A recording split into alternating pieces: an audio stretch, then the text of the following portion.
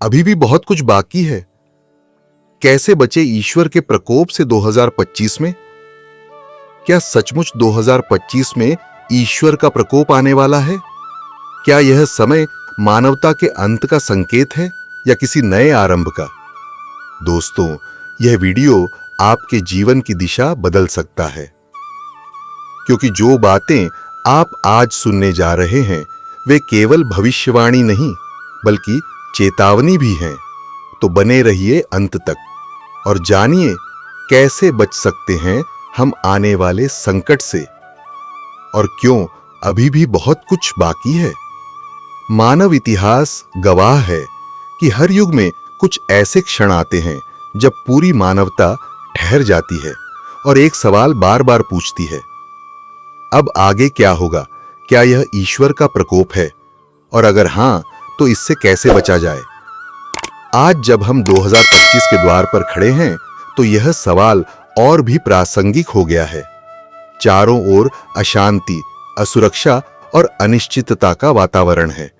कहीं युद्ध छिड़े हैं, कहीं महामारी का खतरा टलकर भी मंडरा रहा है, कहीं भूकंप, बाढ़ और तूफान जैसी प्राकृतिक आपदाएं मनुष्य की नासमझी का परिणाम बनकर सामने आती हैं। लेकिन इसके बीच एक आवाज भीतर से उठती है, अभी भी बहुत कुछ बाकी है, अभी सब खत्म नहीं हुआ है, आशा अब भी जीवित है। इसलिए 2025 का प्रश्न केवल भय का प्रश्न नहीं बल्कि जागरण और समाधान का भी प्रश्न है। ईश्वर के प्रकोप का आध्यात्मिक अर्थ बहुत से लोग यह मानते हैं कि जब भी कोई अनहोनी होती है तो वह ईश्वर का प्रकोप है। लेकिन क्या सचमुच ईश्वर क्रोध करके हमें दंड देते हैं? इत शास्त्रों की दृष्टि गीता कहती है कि ईश्वर निष्पक्ष हैं। वे केवल हमारे कर्मों का फल हमें लौटाते हैं। ऋग्वेद कहता है कि जैसा बीज बोओगे वैसा ही फल पाओगे। पुराणों में वर्णन है कि जब अधर्म बढ़ता है और धर्म घटता है तब प्रकृति और समाज में असंतुलन दिखाई देने लगता है। वो प्रकोप का वास्तविक अर्थ, प्रकोप का शाब्दिक अर्थ है तेज गति से उठी हुई शक्ति।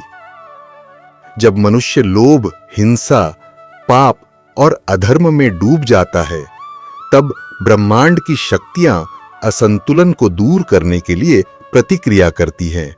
यह प्रतिक्रिया हमारे लिए आपदा जैसी प्रतीत होती है। इन क्यों होता है प्रकोप? ताकि मनुष्य अपनी भूलें समझे, ताकि वह अपने मार्ग को सुधारे, ताकि वह आध्यात्म की ओर लौटे। इस दृष्टि से देखें तो ईश्वर का प्रकोप दरअसल उनकी कृपा और चेतावनी है। क्यों लगता है कि 2023 निर्णायक है? ज्योतिषीय दृष्टि ज्योतिष बताता है कि 2025 में कई बड़े ग्रह गोचर होने वाले हैं। जब जब ऐसे संयोग बनते हैं तब बड़े परिवर्तन होते हैं। यह परिवर्तन विनाशकारी भी हो सकता है और पुनर्निर्माणकारी भी। परिणाम इस बात पर निर्भर करेगा कि मानवता किस दिशा में कदम बढ़ाती है। वो पर्यावरणीय संकट, जलवायु परिवर्तन अपने चरम पर है। 2025 तक पृथ्वी का तापमान और बढ़ेगा, जिससे अनाज, जल और जीवन चक्र प्रभावित होगा। यह भी एक प्रकार का प्रकोप है, जो मनुष्य के अति उपभोग और प्रकृति के शोषण का परिणाम है। 3. सामाजिक और राजनीतिक असंतुलन, युद्ध और सत्ता की राजनीति मानवता को तोड़ रही है। समाज में नैतिकता और सदाचार की कमी बढ़ रही है। परिवार और रिश्तों में टूटन आ रही है।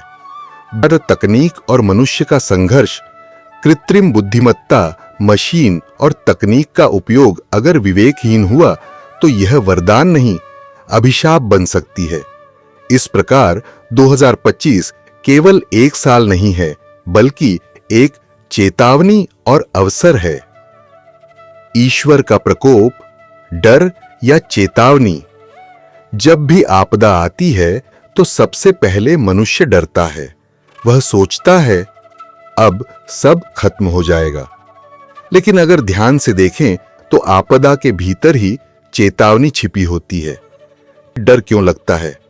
क्योंकि हम स्थायी को अस्थाई और अस्थाई को स्थायी मान लेते हैं। हमें लगता है कि हमारे पास जो है धन, संपत्ति, सत्ता, संबंध, वही सब कुछ है। जब ये हिलने लगते हैं तो भय पैदा होता है। वो चेतावनी क्या है? ईश्वर का प्रकोप हमें यह संकेत देता है कि हमने रास्ता गलत चुना है, हमें लौटना होगा, अभी समय है सुधारने का। इन संकट को अवसर में बदलना, महाभारत के युद्ध को लोग विनाश मानते हैं, लेकिन वहीं से गीता का अमृत मिला। रामायण में सीता हरण को बड़ा संकट कहा गया, लेकिन उसी ने रावण वध और धर्म स्थापना का मार्ग प्रशस्त किया। इसी तरह 2025 भी केवल संकट का वर्ष नहीं है, बल्कि मानवता के लिए आत्मचेतना और पुनर्जागरण का अवसर है। मनुष्य की भूलें, ईश्वर का प्रकोप अचानक नहीं आता, वह धीरे धीरे हमारी गलतियों का परिणाम बनकर सामने आता है। लोभ, ग्रीड, मनुष्य जितना पाता है उससे ज्यादा चाहता है। प्रकृति का शोषण इसी लोभ का परिणाम है। जंगल कटे, नदियां प्रदूषित हुईं, पहाड़ खोदे गए। यह सब हमारी इच्छाओं का दुष्परिणाम है। वो अहंकार, ईगो, मैं ही सबसे बड़ा हूं, यही सोच विनाश की जड़ है। रावण, कौरव और हिरण्यकश्यप का पतन अहंकार के कारण हुआ। आज भी देश, नेता और यहां तक कि आम इंसान भी अहंकार में अंधे हो रहे हैं। इन हिंसा और पाप युद्ध, आतंक और अपराध इंसान की आत्मा को खा रहे हैं। पशुओं पर अत्याचार, महिलाओं पर अत्याचार और निर्दोषों का खून बहाना प्रकोप को बुलाता है। धर्म और अध्यात्म से दूरी अच का मनुष्य मंदिर जाता है, लेकिन मन से ईश्वर को नहीं पुकारता। पूजा होती है, लेकिन केवल दिखावे के लिए। भक्ति और साधना केवल शब्दों में रह गई है। विज्ञान का दुरुपयोग।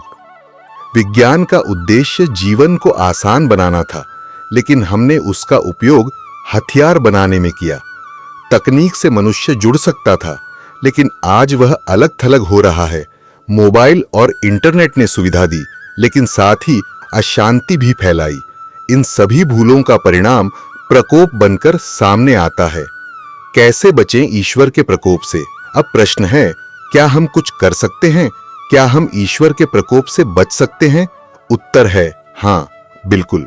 दोस्तों, इस भाग में हमने जाना कि अपने अपने कर्मों और कृतियों के माध्यम से प्रकृति को बहुत हानि पहुंचाई है और उनके दुष्परिणाम हमारे सामने हैं।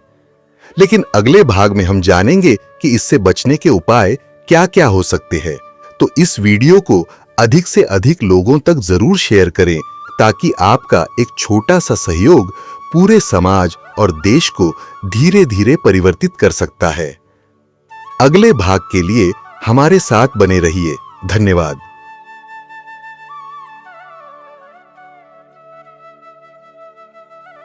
दोस्तों, कभी कभी ऐसा होता है कि मुझे आपको अर्जेंट में कुछ इन्फॉर्मेशन देनी होती है, अर्जेंट में कुछ सूचनाएं देनी होती है, अर्जेंट में कुछ प्रेडिक्शन देनी होती है।